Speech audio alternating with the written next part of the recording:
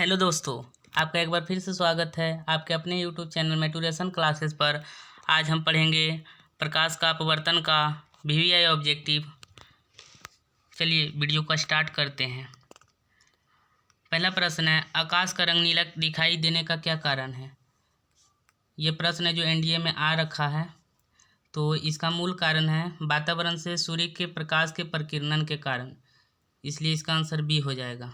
Short में बोले तो प्रकाश के प्रकीर्णन के कारण। अगला प्रश्न है, किस रंग का तरंगदैर्ध्य सबसे अधिक होता है। तो लाल रंग का जो तरंगदैर्ध्य वो सबसे अधिक होता है और बैंगनी रंग का सबसे कम होता है, याद रखिएगा। अगला प्रश्न है, तारे रात को टिमटिमाते हुए प्रतीत क्यों देती है। तो इसका कारण है अपवर्तन, सी। इसका आंसर सी हो जाएगा। ये प्रश्न भी एनडीए में आ रखा है। आगे चलते हैं। चौथा प्रश्न है, आपतन कोण की ज्या तथा अपवर्तन कोण की ज्या का मान नियतांक होता है जो बताता है, मतलब ये जो है किसको बताता है, किसके नियम को दर्शाता है। तो ये जो है आसनेल का नियम को दर्शाता है, जो ऑप्शन नंबर बी ये बताए थे, म्यू बराबर साइन आई बटे साइन आर होता है, साइन आई बटे साइन आर। चलिए अगला प्रश्न है, निम्न में कौन सूत्र लेंस की क्षमता को दर्शाता है। तो लेंस की क्षमता को जो सूत्र होता है वो होता है P बराबर P1 plus P2 plus P3 plus dot dot dot Pn तक चलते रहता है, इसलिए इसका आंसर सी हो जाएगा। प्रश्न नंबर 6, लेंस तथा रेटिना के बीच कौन सा द्रव भरा रहता है। तो लेंस हमारे आँख में होता है और रेटिना वो भी हमारे आँख में होता है, तो उनके बीच एक द्रव होता है, उस द्रव को कचाव द्रव बोलते हैं। क्या बोलते हैं? कचाव द्रव। ऑप्शन बी हो जाएगा इसका आंसर। 7वां प्रश्न है, मनुष्य के आँख का लेंस कितने मेगापिक्सल का होता है। जिस तरह से मोबाइल के कैमरे में मेगापिक्सल का जो कैमरा आता है, उसी तरह हमारे आँख में मेगापिक्सल कैमरा होता है, जो कि 576 मेगापिक्सल होता है, यानी कि डी आंसर हो जाएगा इसका। अगला प्रश्न है, प्रकाश के अपवर्तन के कितने नियम हैं। तो प्रकाश के अपवर्तन और परावर्तन दोनों का ही 2 नियम हैं, यानी कि इसका आंसर बी हो जाएगा। अगला प्रश्न है, किस लेंस के किनारे का भाग पतला होता है। तो हम लोग जानते हैं कि उत्तल लेंस का जो है किनारे का भाग पतला होता है, जो कि फिगर में दिखाया हुआ है, और अवतल लेंस जो होता है उसका मोटा होता है। प्रश्न नंबर 9 में चलते हैं, माध्यम बदलने पर निम्न में से किसका मान नहीं बदलता है। तो जब प्रकाश का अपवर्तन होता है तो उसमें माध्यम चेंज होता है, तो फ्रीक्वेंसी आवृत्ति का जो मान है वो नहीं बदलता है, यानी कि आवृत्ति। Option number B. अगला प्रश्न है, लेंस की क्षमता का एसआई मात्रक क्या होता है। तो लेंस की क्षमता का एसआई मात्रक डायोप्टर होता है, यानी बी। इसको मीटर इनवर्स भी लिख सकते हैं। अगला प्रश्न है, निम्न में से कौन सा रंग 7 रंगों का मिश्रण होता है।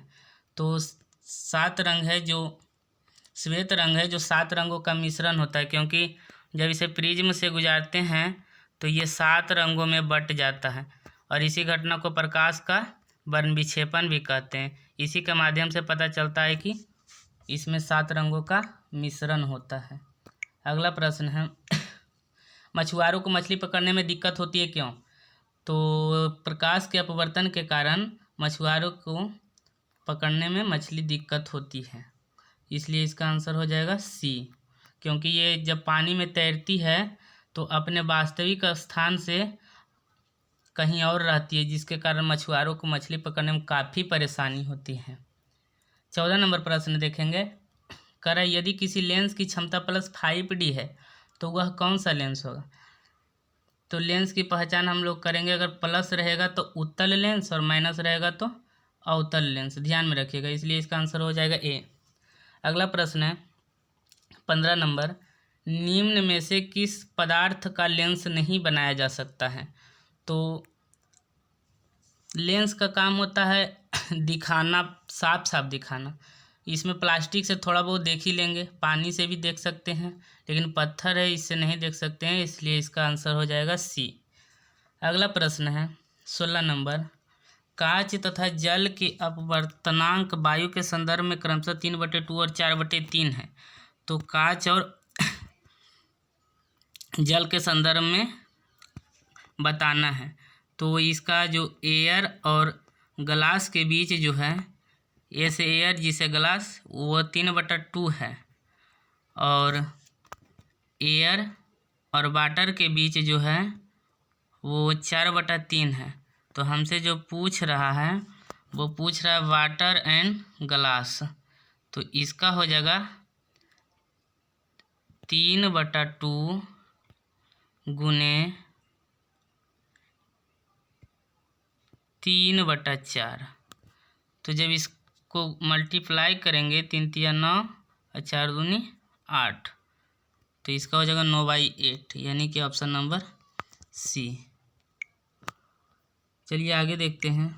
17 नंबर प्रश्न है, थाल का नियम किसने दिया था? थाल या चकती का, दोनों इसी को बोलते हैं। तो इसका नियम जो दिया था वो न्यूटन ने दिया था, इसलिए इसका आंसर ए हो जाएगा। अगला प्रश्न है, निम्न में से किसका अपवर्तनांक 2.42 होता है? तो हीरा का जो अपवर्तनांक होता है वो 2.42 होता है, इसलिए इसका आंसर सी हो जाएगा। 19 नंबर प्रश्न है, किस लेंस को अभिसारी लेंस कहते हैं? तो कल के वीडियो में मैंने बताया था कि अवतल दर्पण को अभिसारी दर्पण कहते हैं, लेकिन यहाँ पे लेंस है इसलिए उत्तल लेंस हो जाएगा, इसलिए 19 का आंसर बी हो जाएगा। चलिए अगला प्रश्न है, देखते हैं। 20 नंबर प्रश्न है, एक उत्तल लेंस की क्षमता 5 मीटर, 10 मीटर और 15 मीटर है, तो कुल क्षमता बताओ। तो इसका हम फॉर्मूला जानते हैं, P बराबर P1 plus P2 plus P3। तो इसको हम जोड़ देंगे, यानी कि 5, 10, 15, इस सब को ऐड करेंगे तो हो जाएगा 30, यानी कि 30 मीटर जो होगा मेरा आंसर हो जाएगा, यानी सी। चलिए अगला प्रश्न है 21 नंबर प्रश्न, मृगमरीचिका।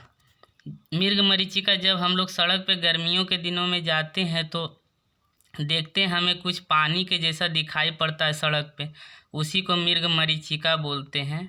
तो प्रश्न में है, मृगमरीचिका का निर्माण किसके कारण होता है? तो मृगमरीचिका का जो निर्माण है वो पूर्ण आंतरिक परावर्तन के कारण होता है, यानी कि 21 का सी। अगर आप लोगों को वीडियो पसंद आया तो कृपया करके लाइक और शेयर करें, और साथ ही साथ सब्सक्राइब करें और बेल आइकन को दबाना ना भूलें। धन्यवाद।